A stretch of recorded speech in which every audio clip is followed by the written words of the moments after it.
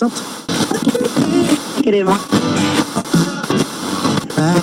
socks.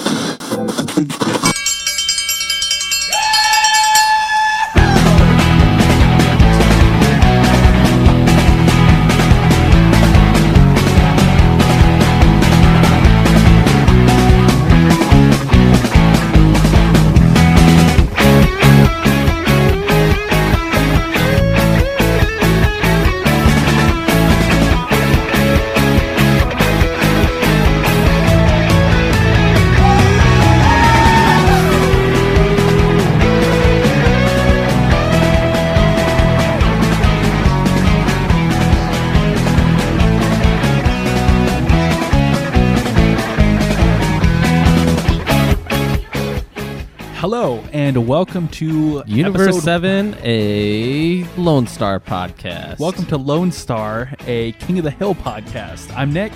And I'm Hank Hill. And today we're going to be talking about our continuing coverage of King of the Hill, Season 2, Episode 5, titled Jumping Crack Bass, It's a Gas, Gas, Gas.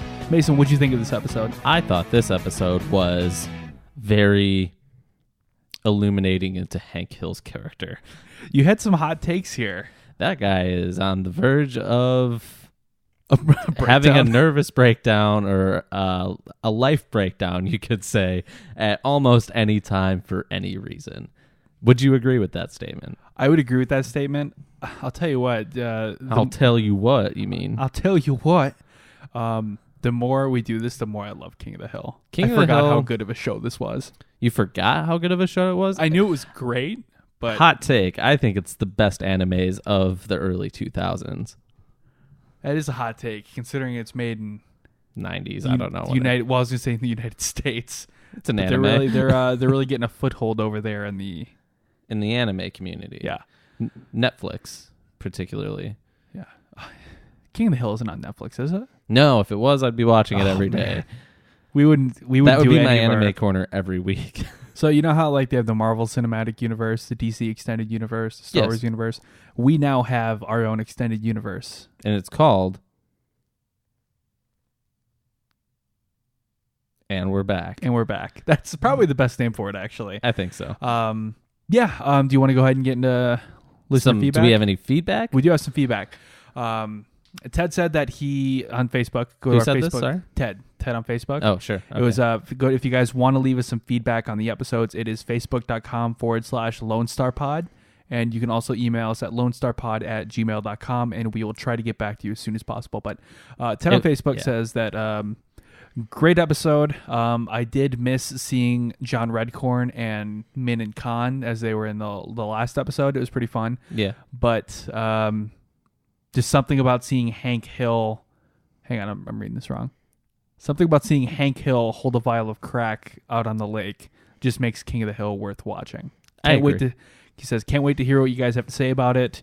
And I also left you a 5-star rating on iTunes. Thank you, man. If you guys have a chance, look us up on... if you're listening to this, you're probably on iTunes. Yeah. And if you're not, head over to iTunes and leave us a review. And a rating. And 5 stars in that rating. Mm-hmm.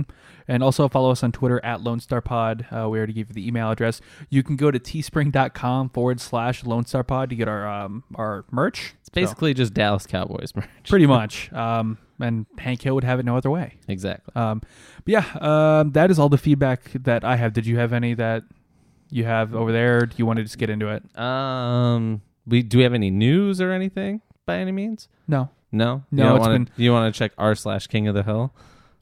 Well, if you want to tap dance a little bit, I will. Tap dance. I could not tell you how to tap dance, but I did once date somebody who used to tap dance, and she was pretty good at it. Oh, I know who you're talking about. Yeah.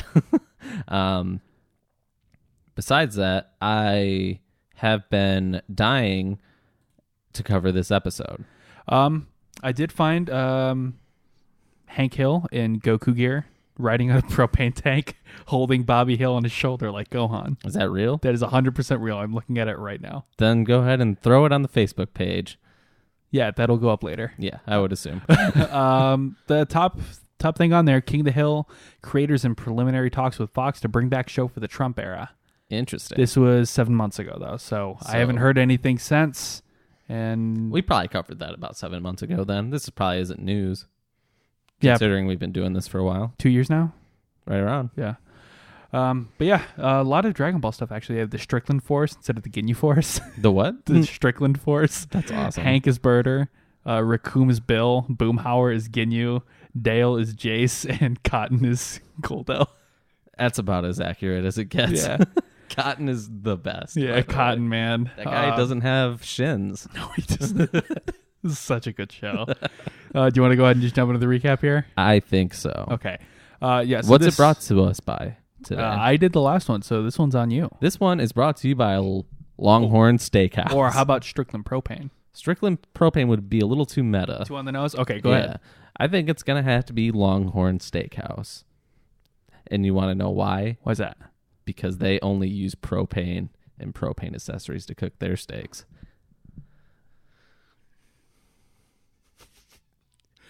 Okay, so this episode picks up right where the last one left off. Where did the last one leave off? The last one left off, it was Halloween. And it was one where Hank dressed up as the devil. Wait. So you're saying that this episode that clearly takes place not after Halloween is taking place after Halloween? Yeah. I guess you can't really tell the seasons in Texas because it's all one hot. season. Never mind. Continue. So it starts off right where the last one left off. Hank takes off his devil uniform, and he, on the way back from trick-or-treating, him and Bobby go to the park, and they start digging for worms. What kind of worms are they digging for? Purebred American worms. Exactly. And why are they digging for those worms? Because, I will tell you. Sure. Well, Bobby is wondering too. He asks why they're doing that when they can just buy bait at the store, and Hank calls that cheater bait and gives a speech about fishing with worms to back it up. And it's a very heartfelt speech about being an American, wouldn't you say? I would. And here's another hot take I had. If you guys ever watched Parks and Rec, basically in this entire scene and all of Hank Hill's existence, he is a more vanilla father version of Ron Swanson. He's Ron Swanson who he's a Ron Swanson that loves the government. Yeah, exactly. Yeah, pretty much. But yeah, he gives a speech about fishing and worms and all that jazz, and then he hears somebody fumbling around in the truck. And he's like, oh, somebody's trying to steal my truck. So he runs over and finds a man attempting to hotwire his truck. He has the passenger door open for whatever reason. Yeah. Well, he's laying down. This guy doesn't seem to be too bright, though. No, not at all. He then places the culprit, Billy Ray Walters. He doesn't just place him. He rips him out of the car, and he slams his head against, his body and his head subsequently hits the window of his truck. Says he's going to kick his ass. And he says he's going to kick his ass. Because your daddy never did it for you. Yeah, he daddied up on him real hard. And places him under citizen's arrest. He sure does. Which and is for whatever reason, while he's talking, he puts the flashlight on his own face to make him look terrifying. And I don't know why he did that, but I'm sure the intimidation was there. I'm sure he had a good reason for it. Yeah, he's Hank Hill. Later at the Arlen County Court, Judge Roland McFarland, who was voiced by James Carville. And he also was not appointed by Carter. No. From which we find out. Yeah. He is known for his unique sentences Billy Ray to live in the cab of an import truck for 3 months. Because if he was just to go to prison, they would just teach him how to steal trucks better. Hank comments on the just and accurate ways of the judge, and they all go their separate ways. And he's like, finally, this judge has got it right. Mm-hmm. And that guy also had a pregnant girlfriend, so it sucks to be her, I guess. Peggy did not feel bad one bit. Peggy is a real bitch. I'll tell you this, as I've said many times on this show before, I do not like Peggy, and that's all I have to say about that. After the trial, Hank goes to pick up his truck from the impound, only to discover that it has been disassembled due to the police checking if he hid any drugs in there, which is ridiculous because he was only trying to hotwire the thing in the first place and it was sitting on cinder blocks. Also, he carries a picture of his truck in his wallet. There's my girl. If you'd like to see a picture. That's pretty good. Yeah. Back at the Hill House, while Hank is looking for something, In something that's already out of her character, Luann comes and tells Hank that she's retrieved the schematic for his truck and has already lined up the parts. She did pretty good. She did. Better than I would do. Oh, for sure. Hank states that because of the stress, he needs to go fish. That guy is constantly on the verge of murdering his entire family. And it forces him to use a small rental car from the Megalomart. But before that happens... He's really stressed out about that, too. As he's driving down the road, he looks very angry. You really enjoyed, before he leaves, though, you really enjoyed Bobby. Did I? Yeah, because he was eating all that chicken. So many pieces of chicken in front of him. He's like, what are you looking for, Dad? The chicken's right in front of us, Dad. If you want some chicken, Dad. He's like, and he's just a fat kid, and I think that's funny. Did you know he's voiced by a woman? I think he's voiced by Sean Schemmel. We're having that crossover pod, man. I mean, we already discussed the Guinea Force. I mean, it's pretty crossed over. Hank then goes fishing with the guys. He uses his worms while everyone else uses manufactured bait. Boomhauer, Dale, and even Bill catch a ton of fish while Hank catches none. And he's pretty bummed about this because it's cheater bait, as they say. Mm-hmm. And he's so desperate to catch a fish that he visits Layaway Ray's Bait and Tackle, which he hasn't visited recently. And it turns out the owner, Ray Holiday, is just preparing to burn the place down for fraudulent insurance claims purposes. Is all a pretty hilarious scene. Oh, this honestly. is fantastic. This is when I was watching, I'm like, damn, this is such a good show. Yeah. So Hank arrives, and this place is pretty desolate in the first place. And he's like, oh, did I miss, what's the sale called? One of Ray's... Shit, I can't remember for the life of me. It was some dumbass pun, and I enjoyed every part of it. After he says that, Ray's like, nope, we're just straight up going out of business. We can't compete with the Megalomart, which is the King of the Hills version of Walmart, I would pretty much venture to say. And he's like, damn, I hate that Megalomart. Mm-hmm. And just because he's American and he likes to support small private-owned businesses. He likes capitalism. He does like capitalism. He's not a libertarian. Yeah, but the owner tells him about Jack, an illiterate man who was raised in the hills who reportedly sells the best bait around. Oh, while before this, he's also just dumping gasoline all over the ground. And Hank is oblivious. Pretty oblivious, which is kind of weird because Hank's a pretty observant guy in most times in life. Yeah, he just made a citizen's arrest. Yeah, he said he was going to kick that guy's ass. Mm-hmm. But Hank is hurried out of the store and drives away. And before he drives away, he tells Ray that he'll be back tomorrow to pick up his propane tank. He's like, well, try and call before you come. And then he blows up the shop. Yeah, he lights a match, throws it into the gasoline-soaked room, shuts the door, and speeds off, and the entire place explodes. It's pretty comical. Pretty dark for even King of the Hill. I think it's pretty on center.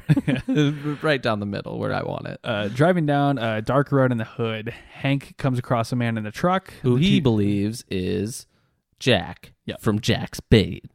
And he asks for bait, mistaking it for a code name. The man gives Hank a few vials of crack cocaine. And he only spends $20. He seems to get a good deal of it for $20. Times are tough, people. The economy's not so good nowadays.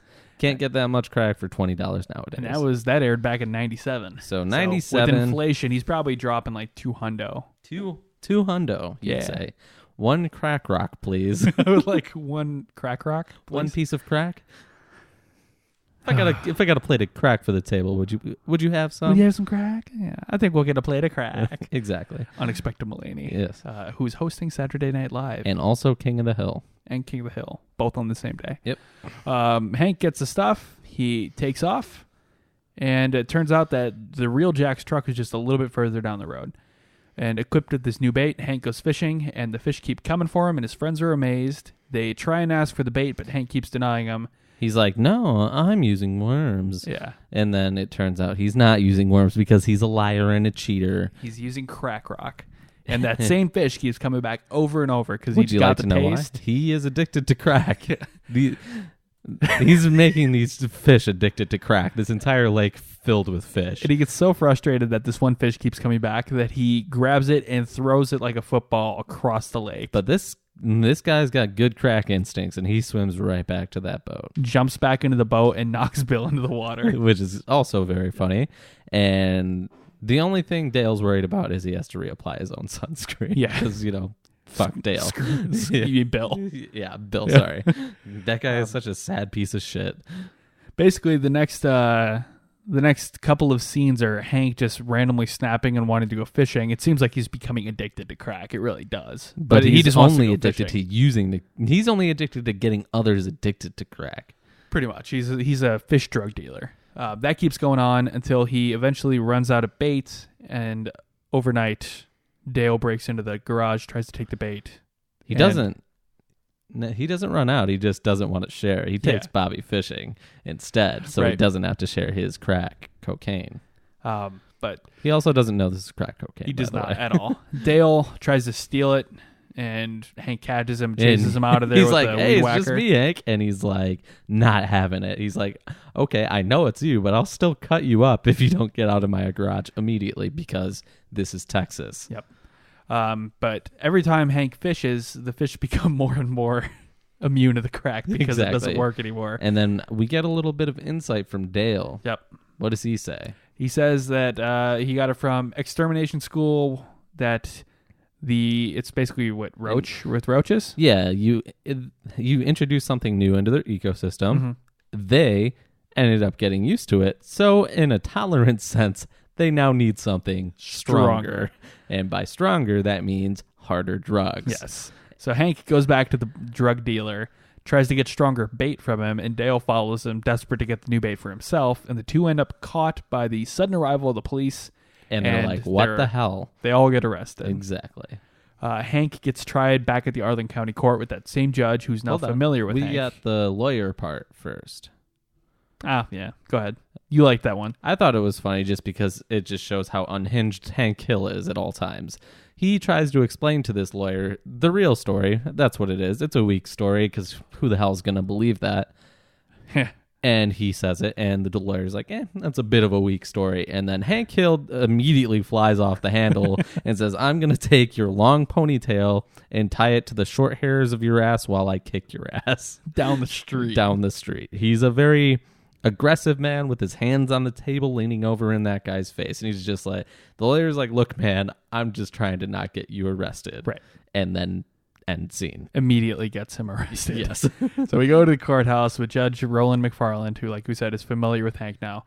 Hank pleads with the judge, saying that he's only a fisherman and that he had no knowledge that he was buying illegal drugs. And he's like, okay, yeah, you're sentenced to jail.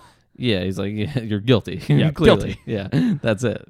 Hank gives an impassioned speech about fishing again, and the judge decides to give Hank... as a fellow angler, I also want to see if this works, and I'm going to take you out fishing tomorrow morning, and if you can't catch one largemouth bass, tomorrow we're going to send you to jail for 24 months. Yep.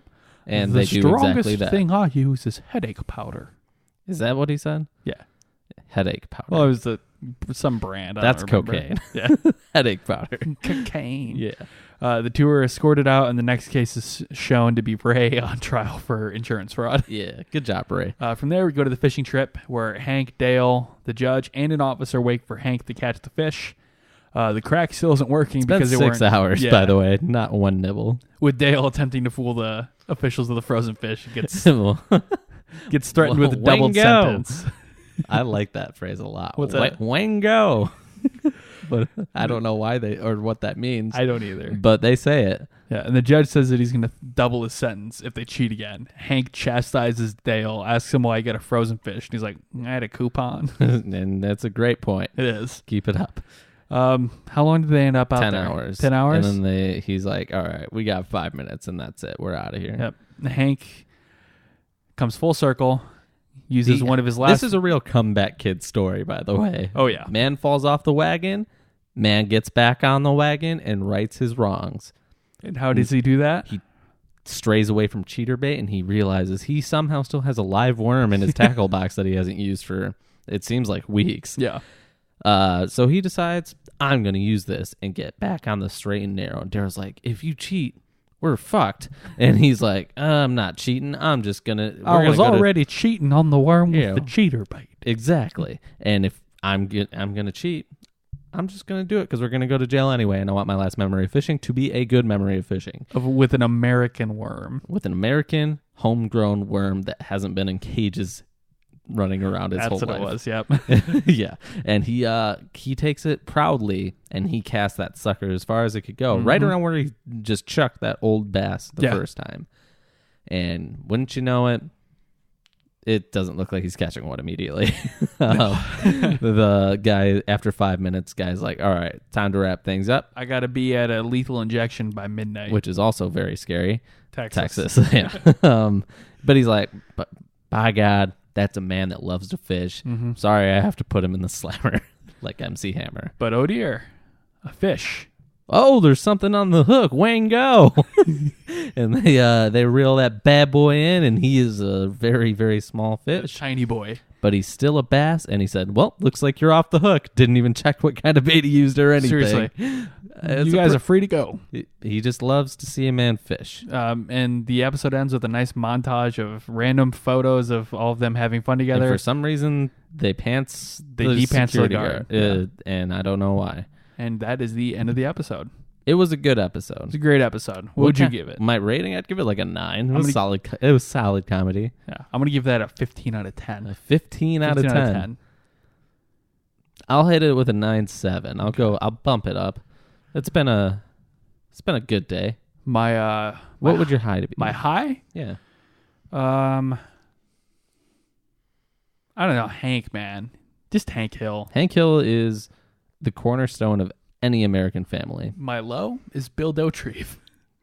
Bill is the worst, He's the man. worst. I can't stand that guy. Yeah. But also, it was funny when he got burnt and his head was also burnt. Yeah. I liked that. And You coming, Hank? We're all gonna get we're to go to the shop and get aloe vera for Bill's back. He takes off his white beater. It's the worst stand line in history. How about you? What was your high low? My high is King of the Hill's back. Yep. I think that's pretty appropriate. I mean, if we're covering it, it's back. It's back. You have a low? I also have another high. My high is how unhinged that man is. And how close to, I think, becoming a serial murderer he is. He's got to be close. That guy, I've never seen an eternally stressed out person more than him. He's turning into Hank Hill. Yeah. My low, I'd have to say. I have another high for you. Okay, give me 1 second. I think you need to stop interrupting me. My low. Villanova's up 37-28. Dope. Okay. I don't want Michigan to win. Also, the NCAA championship is on tonight. It is April 2nd, 2008. And that's all.